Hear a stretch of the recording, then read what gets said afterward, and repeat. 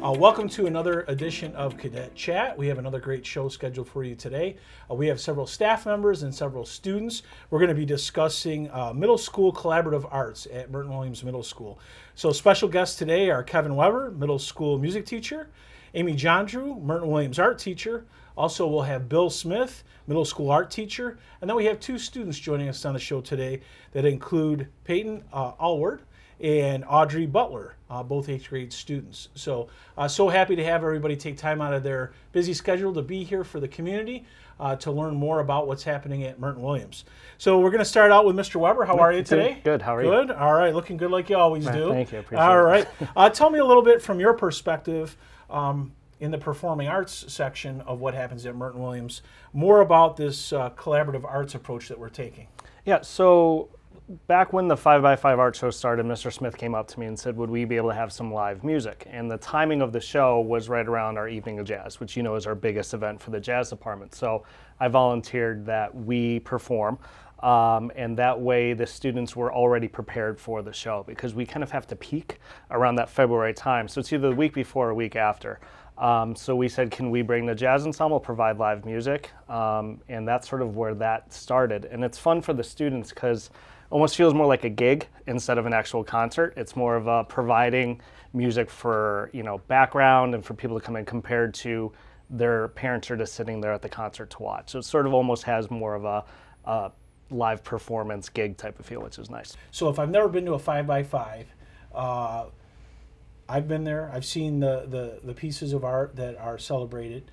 What goes into that? Is it a painting? Is it a drawing? Is it a sketch? For people that have no idea right now, tell me a little bit about that. Year to year, we adjust that a little. Okay. We don't want, it's hundreds of pieces of work that are this size, something along these lines right here.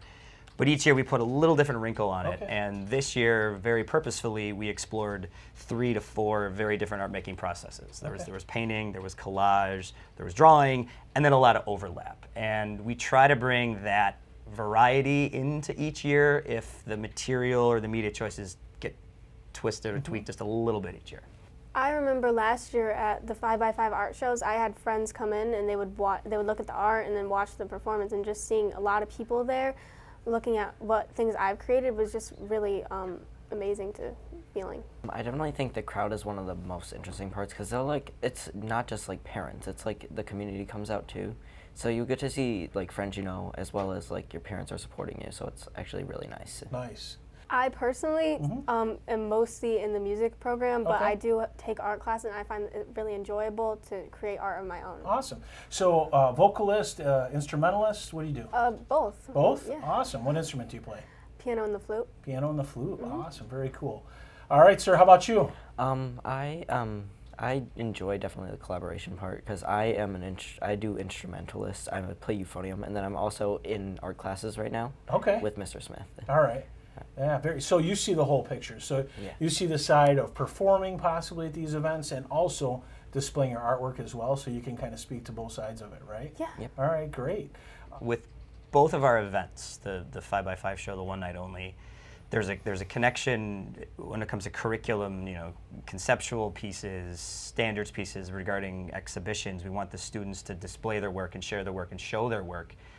But the word you use, community, is these kids are proud of their work, and the teachers in the building and the staff in the building and the families that come to see it at this art party, I love that term, they're very proud, and that pride is something that it fuels us. When a kid is very, very proud of the work they did, they're surprised, they're happy, whatever, that drives us, and that's something that I look forward to every day. Little pride in little things, pride in big things, but that pride that comes from that sense of community, that's big for me.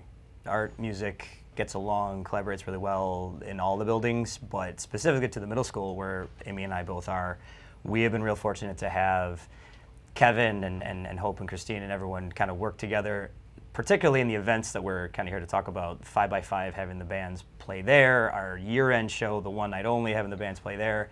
It's been super welcome. It's been super collaborative, the word we keep using, but it kind of speaks to how together we've organized these events, and I think that's to the kids' credit first and foremost, but no, maybe to our credit as a way to bring the arts together. It helps that Mr. Smith and I, when this started, we're good friends. We have lunch together every day. So it actually seamlessly went. It was very easy. So we just said, we just have to plan where we want the room. I think the first year we were in the hallway, and then we talked about that's actually very loud.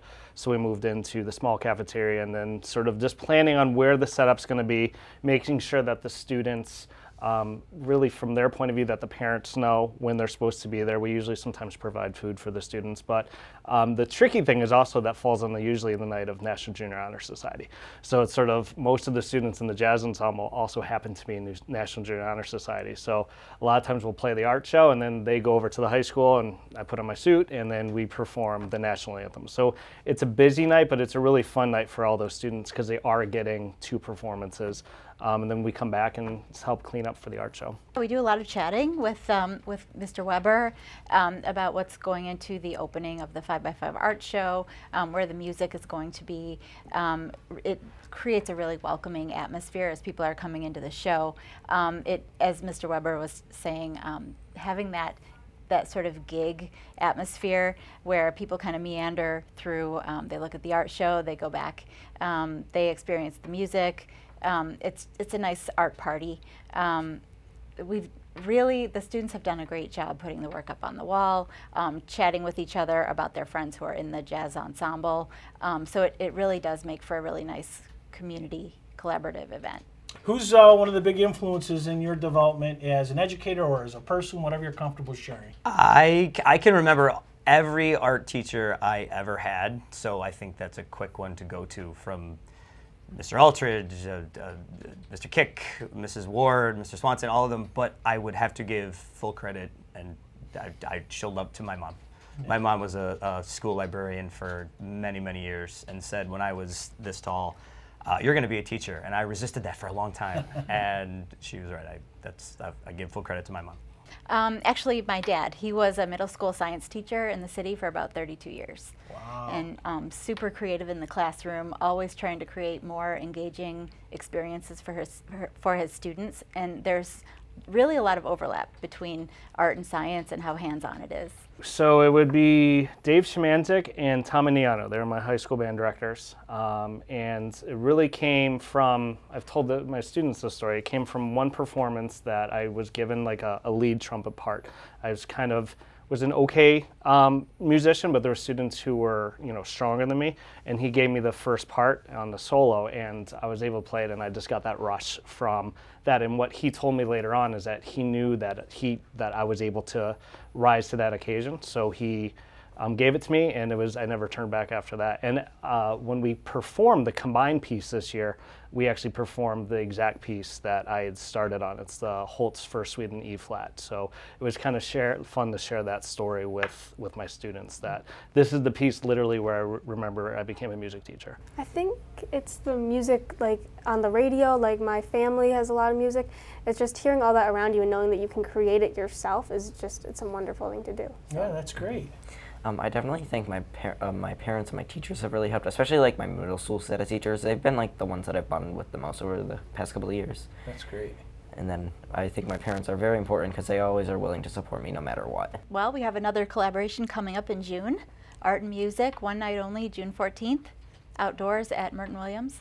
We're taking the 5x5 but moving it to a more hands-on experience, and I'll let Mr. Smith and Mr. Andrew talk about sort of the hands-on art, but we'll have all the bands and some of the choruses will be performing on the front bus loop at Merton Williams. The second annual one night only, so use that title as you will. But there will be music being played, there will be art to create in the event, and a lot of art to celebrate and see. This concludes this episode of Cadet Chat.